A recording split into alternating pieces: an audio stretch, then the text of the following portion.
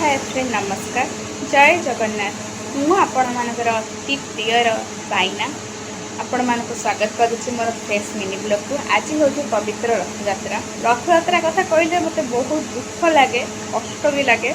4 वर्ष हो गला महाप्रभु को देखिपारि रथयात्रा देखिपारि जेहेतु सूरत रोचे आरी झील हो रथयात्रा देखिपारे से मोर बहुत दुर्भाग्य।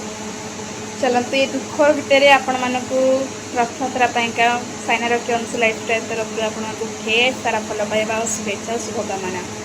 आपणकर चलापथ कुसुमित हो महाप्रभु करंतु आपणकर दिनटी बहुत मंगलमय हो। कौन कहबी दुख लगुच महाप्रभु आसुँच एत दिन पर किसी शब्द ही बाहरुनी। महाप्रभु को यही थाए कि मो कोटि कोटि प्रणाम करुचे महाप्रभु को। चलते आज फ्रेश मिनी ब्लॉग स्टार्ट करवा।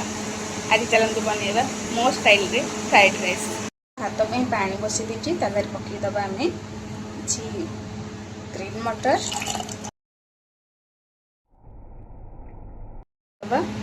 गोल गोल कर काटी लेंबू पकईदबा।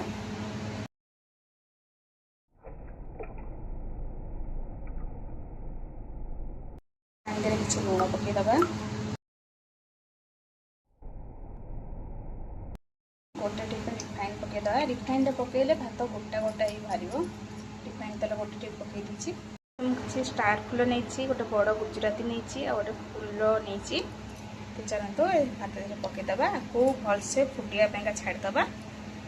चाउल को धोईकी रखी पानी आमर गरम पूरा फुटे चाउल पकईबा। मुझे नॉर्मल चावल यूज करछि। आपण माने चाहिले बसुमती कि बिरयानी जो चावल यूज करते से चावल यूज करेंगे। गरम हो धोईकी रखता चावल को इधर पकईदबा।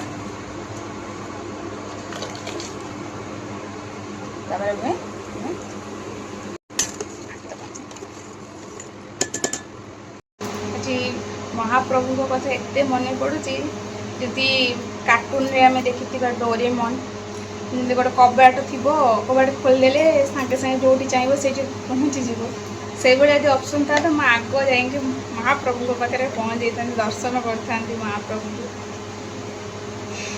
तो महाप्रभु को मन पकई आज गोटे गीतटा गायबी। भूल थिले त्रुटि थिले सान झील सान भौणी बोली भाविकी आपण मैंने मत क्षमा करदेवे। महालक्ष्मी कहउछन्ति नंदी घोषक आसबनी आउ जमार रथक। महालक्ष्मी कहउछन्ति नंदी घोषक आसबनी आउ जमार रथक।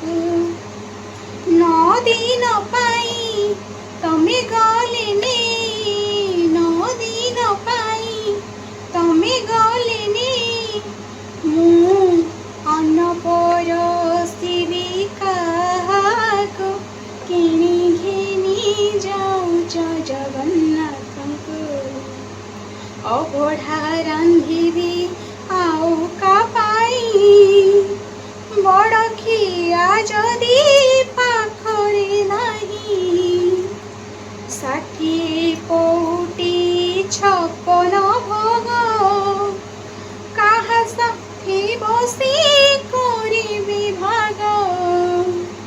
पाट पीतांबरी चंदन कस्तूरी पाट पीतांबरी चंदन कस्तूरी मु सुबेश करिबी काहाकु किणी घिरी जाऊच जगन्नाथंकु किणी घिनी जाऊच जगन्नाथंकु।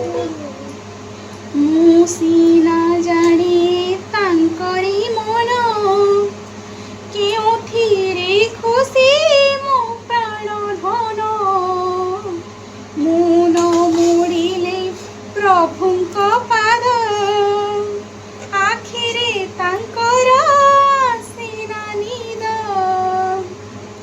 निदन आसिले से चका आखिरे निदन आसिले से चका आखिरे से अझट करिबे काहाकु किणी घिनी जाऊच ଜଗନ୍ନାଥଙ୍କୁ କିଣି ଘିନି ଯାଉଛ ଜଗନ୍ନାଥଙ୍କୁ। ଭାତ ରେଡ଼ି ହେଇଯାଇଛି।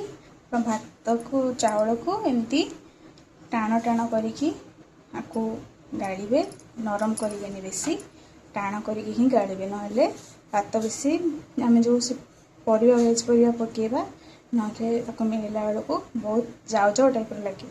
ଭାତ ଟାଣ କରିକି ଏଠି ଗାଳିବେ। ଦେଖନ୍ତୁ କେତେ ସୁନ୍ଦର ଭାବରେ ଗୋଟା ଗୋଟା ହେଇକି ମୋତେ ହେଇଯାଇଛି।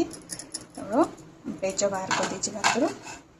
ମୁଁ କିଛି କର୍ନ ନେଇଛି, କିଛି ଫୁଲକୋବି ନେଇଛି, ଅଳ୍ପ କିଛି ଗାଜର ନେଇଛି, ଆଉ ପନିର କାଟି ନେଇଛି। ଆପଣ ଚାହିଁଲେ ଆଉ ଭେଜିଟେବଲ୍ ଆଡ଼୍ କରିପାରିବେ।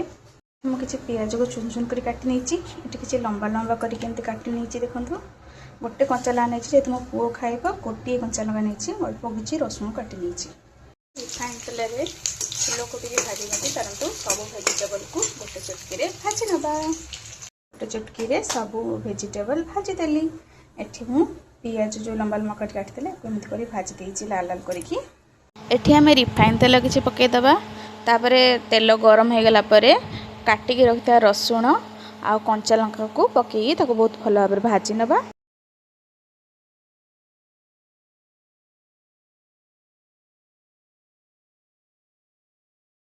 ତାପରେ ଆମେ ଏଠି କିଛି କାଟିକି ରଖିଥିବା ପିଆଜକୁ ପକାଇକି ଆମେ ଭାଜିବା ତାକୁ।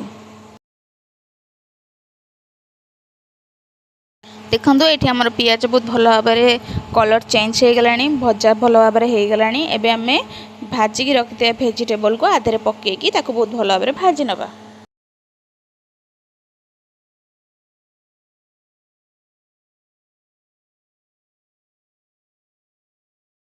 ଏଠି ଆମେ ଆଡ଼୍ କରିବା କିଛି ଲଙ୍କା ଗୁଣ୍ଡ, କିଛି ହଳଦୀ ଗୁଣ୍ଡ ପକାଇ ତାକୁ ବହୁତ ଭଲ ଭାବରେ ଭାଜି ନେବା। ଏବେ ଆମେ ସ୍ୱାଦ ଅନୁସାରେ କିଛି ଲୁଣ ନେବା। ତାପରେ ତାକୁ ବହୁତ ଭଲ ଭାବରେ ଭାଜି ନେବା।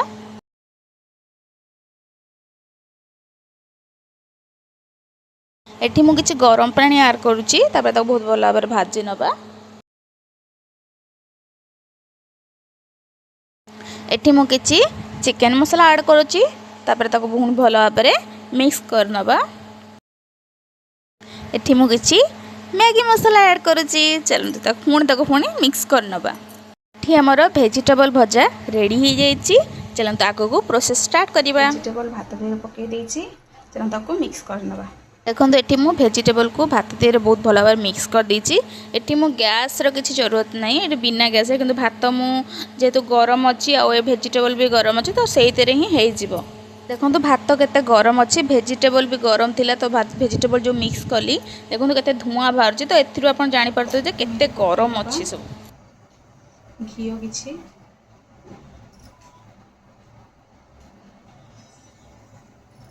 ମୁଁ ଅମୁଲ ଘିଅ ହିଁ ୟୁଜ୍ କରୁଛି।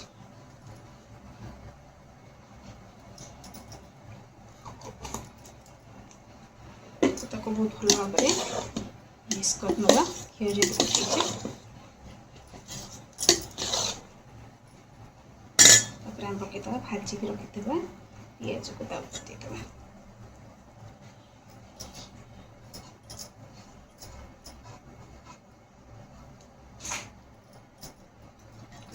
ମିକ୍ସ କରିଦେବା।